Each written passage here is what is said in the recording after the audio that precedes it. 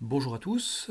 Alors dans cette vidéo, nous allons nous intéresser à définir dans les grandes lignes ce qu'est Access et d'autre part, nous allons commencer par créer une première petite base de données vraiment toute simple.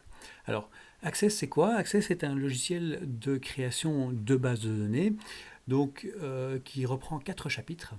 Le premier chapitre que nous allons voir maintenant, du moins dans les grandes lignes, sera consacré aux tables. Les tables sont donc, si vous avez déjà travaillé avec Excel, eh bien, imaginez que ça ressemble un petit peu à un tableau Excel. À côté de ça, nous allons interroger nos tables et pour ça, nous allons utiliser le deuxième chapitre qui sera les requêtes. Et ensuite, nous verrons comment améliorer la présentation de nos données dans Access pour éviter que ça ressemble justement à un tableau de type Excel, hein, pour améliorer, de rendre un petit peu plus sexy nos différentes données. Et par cela, nous allons utiliser d'une part les formulaires qui vont nous permettre d'améliorer la présentation lors de l'encodage des données.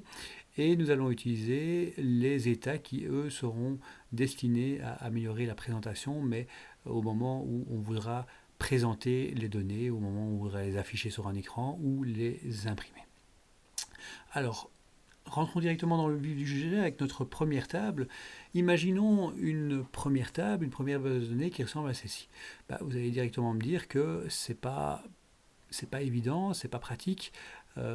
Pour retrouver quelqu'un là-dedans, c'est pas quelque chose d'idéal. Donc l'idéal serait évidemment d'organiser ces ensembles de données que j'ai ici devant moi de façon un petit peu plus structurée. Et c'est la raison pour laquelle je l'ai mis au tableau suivant ici.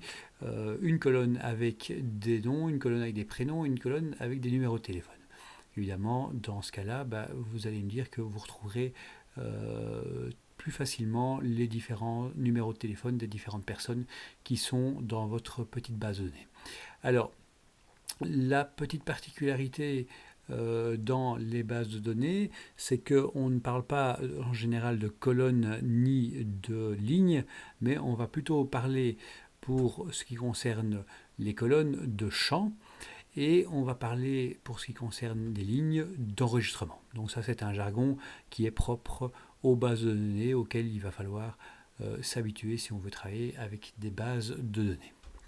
Alors imaginons notre première base de données, notre premier tableau qui ressemble éventuellement ici à un tableau Excel si vous voulez, qui reprendrait un nom, un prénom, une adresse et un numéro de téléphone. On pourrait l'encoder, si on voulait le faire sur une feuille de papier, on aurait une feuille de papier qui ressemble un petit peu à celle-ci. Sauf que vous allez me dire qu'il y a un petit problème quand même. Vous remarquerez que la colonne téléphone, elle est quand même un petit peu petite. Si je dois encoder un numéro de téléphone à cet endroit-là, j'ai intérêt à écrire petit. Alors le problème, c'est qu'en informatique, on ne peut pas écrire petit, c'est tout à la même taille, tous les caractères ont la même taille, donc ce ne sera pas une solution. Donc la meilleure solution, c'est de se dire que voilà, j'ai ma feuille de données ici, c'est très bien, mais j'ai peut-être pas besoin d'autant de place pour le nom, peut-être pas autant pour le prénom. L'adresse, bon, ça sera peut-être un petit peu plus difficile à réduire, mais on pourrait envisager de réduire un petit peu ces colonnes-là, et à ce moment-là, on aurait un petit peu plus de place pour le téléphone. C'est ce qu'on retrouve ici. Vous remarquerez que j'ai une colonne nom qui a été réduite, une colonne prénom qui a été réduite aussi. La colonne adresse n'a pas vraiment été réduite, elle a à peu près la même taille. Et du coup, maintenant, j'ai de la place pour un numéro de téléphone. Alors, dans un ordinateur, évidemment, les limitations, ce ne sont pas des tailles physiques comme celles d'une feuille de papier, mais il y a des limitations. Il y a des limitations en capacité des mémoires, la mémoire vive ou les mémoires que vous avez sur votre disque dur. Alors certains me diront que on n'a plus besoin de faire très très attention parce que les mémoires maintenant sont tellement énormes qu'on n'a plus tellement ce problème de limitation. Alors je dirais oui et non. Oui, effectivement, c'est vrai, si vous comptez travailler uniquement sur votre bureau chez vous, sur votre ordinateur, et que c'est un ordinateur fixe, là c'est vrai que ça n'a peut-être pas autant d'intérêt. Maintenant, attention, une base de données, ça reste rarement dans son propre ordinateur.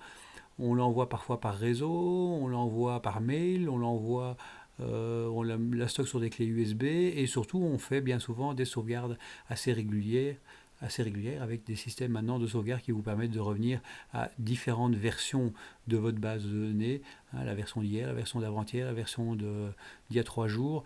Et ben tout ça, ça demande une sauvegarde très régulière de votre base de données. Si évidemment vous avez gaspillé de la place pour créer votre base de données, donc si vous avez fait des colonnes beaucoup trop grandes, eh bien votre disque dur finira quand même très vite par se remplir ou votre connexion sera beaucoup plus lente et tout ça. Donc ça vaut quand même toujours la peine d'y prêter attention parce que plus une base de données est petite, ben, plus vite vous travaillerez avec, hein, plus vite elle s'exécutera, plus vite vous récupérerez des données. Donc ça vaut toujours la peine de faire attention à ce genre de petits détails. Alors pour définir les données, on ne va pas tracer des colonnes hein, comme on fait sur une feuille de papier, on va devoir définir des types de données. Alors on va commencer aujourd'hui dans cette vidéo par définir 3 grands types. Pour ne pas vous embrouiller, on va commencer par ces 3-là et on verra à l'occasion d'une autre vidéo d'autres types un petit peu plus élaborés. Alors le premier type, c'est le type texte. Alors le type texte, comme son nom l'indique, il est fait pour contenir du texte. Mais attention, du texte c'est au sens large du terme, enfin large oui et non, puisque dans du texte vous pouvez avoir des chiffres, vous pouvez avoir des numéros, hein. Vous pouvez également avoir de la ponctuation, vous pouvez avoir toute une série de signes, donc tout caractère que vous avez trouvé sur votre clavier, hein, à peu de choses près, tout caractère qui peut s'imprimer sur votre clavier, eh bien vous pouvez l'encoder dans un champ texte. Par contre, un champ texte ne sera pas utile si vous voulez faire du calcul, hein. Lui, il reconnaîtra ça comme du texte, l'ordinateur, mais il ne reconnaîtra pas ça comme une valeur numérique. Alors, par contre, il existe un autre type qui est donc lui le type numérique, et là, comme son nom l'indique, eh bien, il va représenter une valeur chiffrée sur laquelle on va pouvoir faire un calcul. J'insiste bien, sur laquelle on va pouvoir faire un calcul. C'est pas parce qu'il n'y a que des chiffres dedans que c'est nécessairement une valeur à considérer comme numérique. Je prends l'exemple d'un numéro de téléphone, par exemple. Un numéro de téléphone, vous n'allez pas faire de l'addition de numéros de téléphone, ça n'aurait aucun sens. En plus, il faut savoir une chose, c'est que dans un type numérique, bien souvent, les zéros qui sont au début ne sont en général pas affichés, hein. Vous n'écrivez pas 0,10 quand vous voulez écrire 10. Hein. Raison pour laquelle un ordinateur, en général, lorsque vous mettez des zéros en début de chiffre comme ça, il a tendance à les effacer.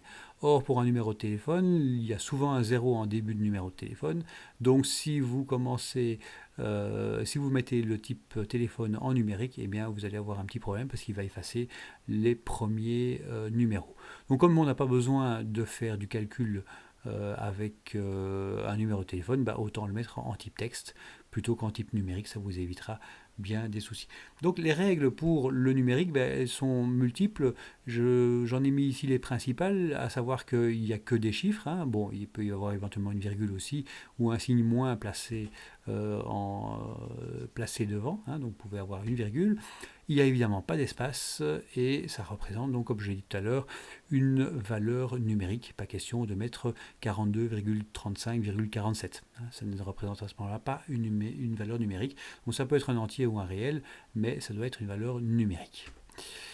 Il existe un troisième type qui est le type binaire. Le type binaire, c'est un type relativement simple puisqu'il ne peut prendre que 2 valeurs différentes. Alors, comme son nom l'indique, binaire, ça veut dire 1 ou 0 en général, ce sont les 2 valeurs possibles, mais on interprète souvent ça comme l'une des 2 valeurs qui peut valoir vrai, l'autre valeur qui peut valoir faux, oui, non, homme, femme, tout ça, ce sont des valeurs qui sont à considérer comme binaires, hein, qui vont nous permettre d'encoder des champs donc, qui auront vraiment que 2 états possibles. Le binaire était évidemment un champ très intéressant parce qu'il n'occupe qu'un seul bit en mémoire. Un seul bit, c'est la plus petite information qu'un ordinateur peut stocker sur une mémoire, et donc c'est vraiment une information très petite. Si vous prenez un chiffre par exemple ou une lettre, généralement pour encoder un chiffre ou une lettre, il faut au minimum 8 bits, donc déjà 8 fois plus que la valeur binaire. Donc c'est vraiment quelque chose de très intéressant parce que ça occupe vraiment très peu de place. Alors, nous allons voir dans cette vidéo, pour terminer maintenant, comment créer notre première table avec 3 champs. Un champ nom, un champ adresse, un champ numéro de téléphone.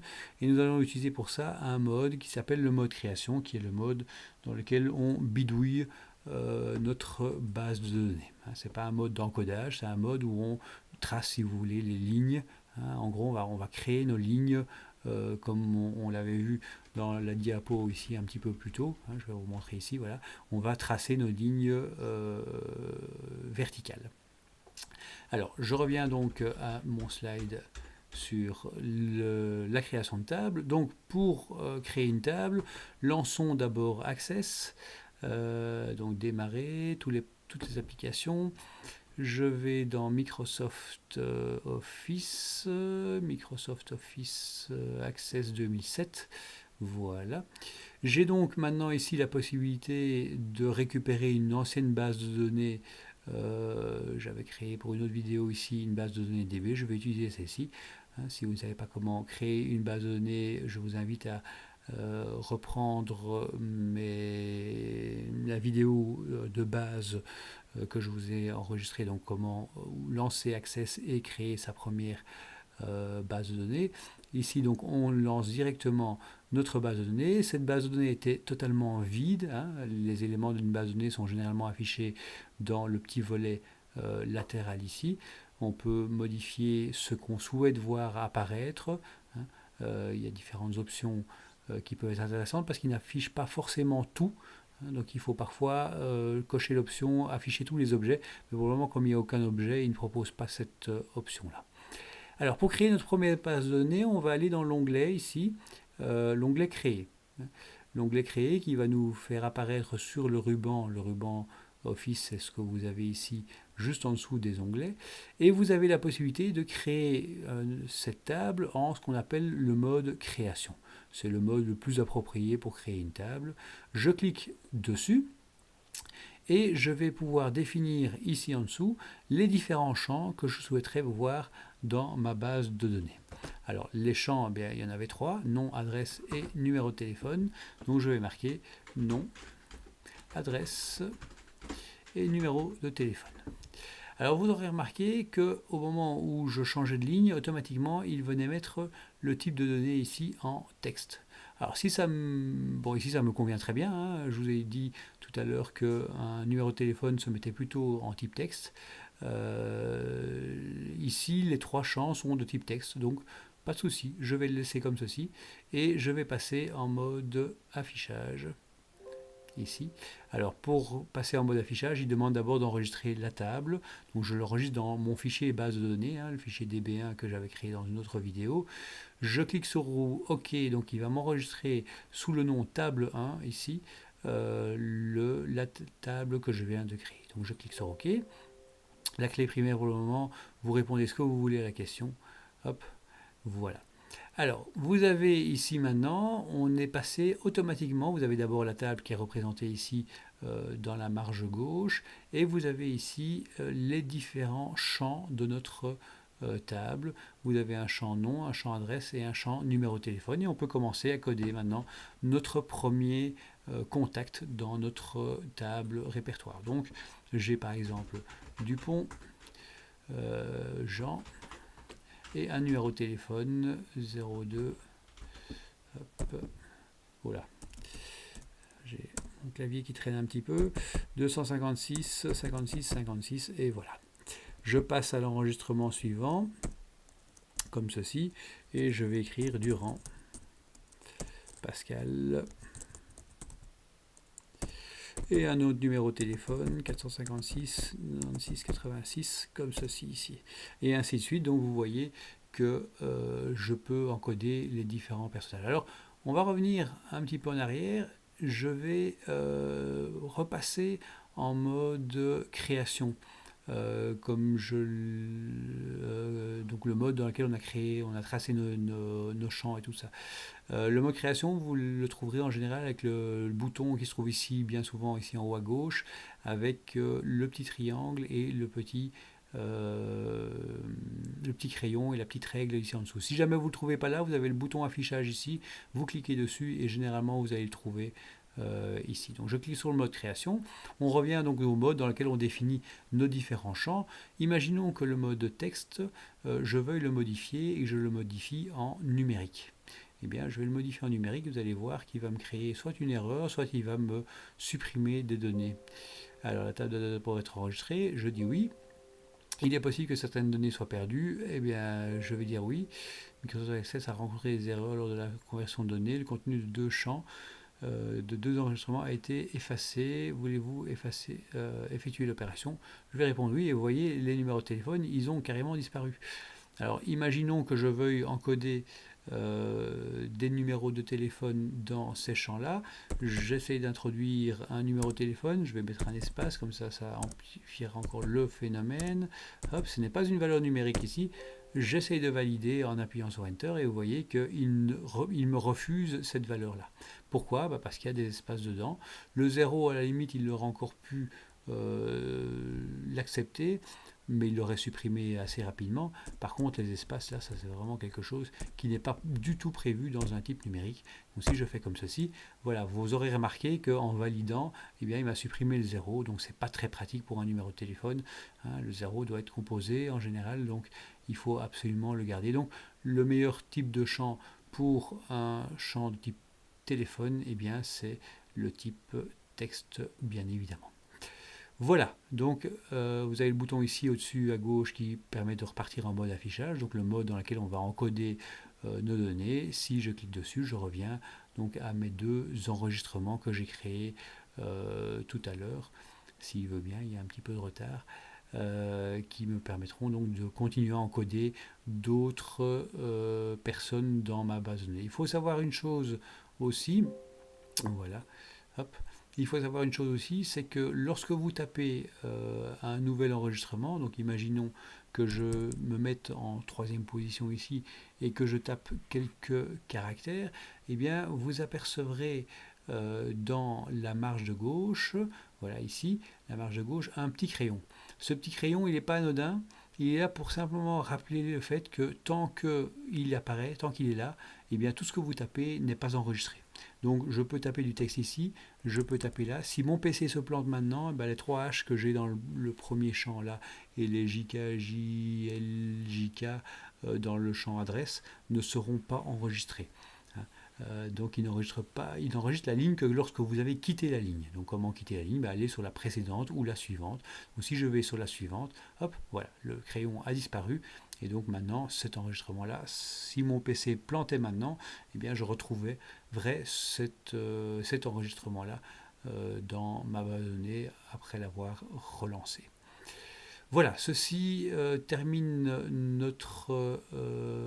mon introduction à la création de tables. Il y a une autre vidéo qui vous indiquera comment créer des tables en réduisant la taille de vos champs, parce que là, un champ non comme ça tout seul, ça ne veut pas encore dire grand chose. Vous verrez qu'on a gaspillé énormément de place en créant cette table là. Vous verrez dans cette autre vidéo comment réduire fortement la place de vos bases de données.